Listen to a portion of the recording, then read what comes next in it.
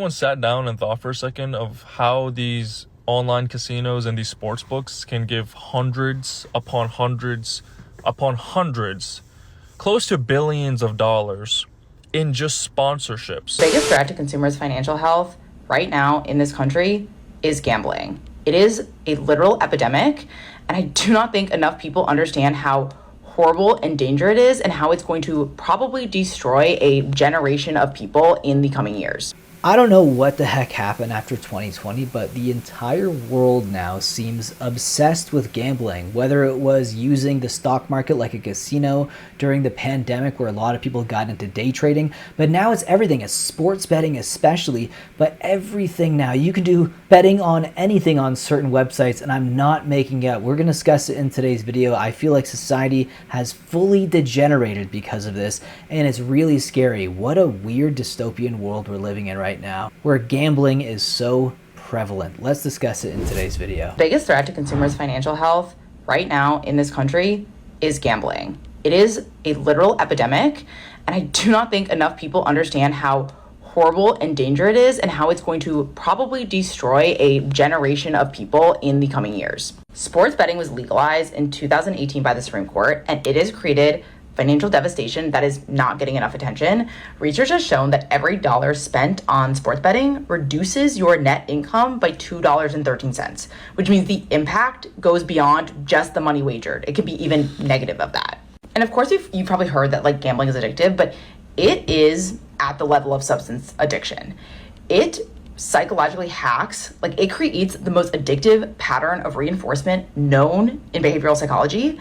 And the unpredictable patterns of wins and losses that come with gambling creates a dopamine response more powerful than like any other type of reward, like at the same level of substance addiction. It's like hijacking the exact same neural pathways. And since the Supreme Court ruling, there has been a 23% increase in searches for gambling addiction help. Intimate partner violence increases around 10 percentage points when the NFL home team loses. And states that have mobile betting, like legalized there's even stronger effects. And these are just initial studies. It's only been legalized for a handful of years now. I bet we are going to see an even more significant rise. And I'm not even just talking about sports betting. I'm talking about prediction markets, betting money, predicting on who the next pope is going to be, who the next president is going to be. I'm talking about meme coins. That is a form of gambling. All of this is becoming so unbelievably destructive. It is affecting young men more significantly than other groups. And I wouldn't be surprised if we see rise of suicide rates around that, because financial stress, when you are in a hole, when you're gambling your money, you're in a hole, that can lead to very, very profound psychological pain and disruption and hurting your mental well-being. And there's so many cognitive biases wrapped up in the ways that betting works, the ways a lot of these mobile apps works. And a lot of these apps have weaponized your psychological vulnerabilities through like super easy mobile interfaces. Like it's never been easy. Like so many ads everywhere. Like you can't go or watch anything without seeing sports betting ads, push notifications, social features, so you make it feel like it's a community. And that creates addiction by design. Another study found that bettors reduce their net investments in their savings accounts and mutual funds by 14%. And that can be devastating to some households if you're losing that much money on just betting. And the takeaway that you should get from all this is that gambling is not just a moral issue. It is a cognitive financial issue, and it can have ramifications for everybody, for our economy. And that's why I think it is so unbelievably dangerous to society is large and our financial health, and it's made me just so upset that it's become so normalized in this country. Well, also, it's not like we care about the future generations if we're letting this fester and run wild right now. And there's so many celebrities also attached to this as well. Like you have Tom Brady, you have Logan Paul, who's a big YouTuber as well, a big influencer. You have so many ways to get to people young, which is sad. And you get them to form these habits earlier on, making it harder to shake later on in life. Anyone sat down and thought for a second of how these online casinos and these sports books can give hundreds upon hundreds upon hundreds, close to billions of dollars in just sponsorships to celebrities and influencers? Billions of dollars. Where do you think that money fucking comes from? It comes from your dumbass. It comes from your dumbass who puts together these parlays every weekend, every day, everything that you look at, you feel the need to gamble on. It's gotten to a point where fucking Kalshi, you can bet on anything on Kalshi, literally anything. And it's a fucking prediction market. Go fuck yourself. It is a full-on gambling app. It's gotten to the point where Robinhood is adding prediction markets to their fucking investment app. Holy fuck, dude. Everything is turning into gambling. Everything. Almost $200 million was placed on a prediction market of if Zelensky will wear a suit before a certain date. And then he was walking around in like a blazer or some shit, and the internet is outraged. Because some people are saying it's a suit, some people are saying it's not, whatever.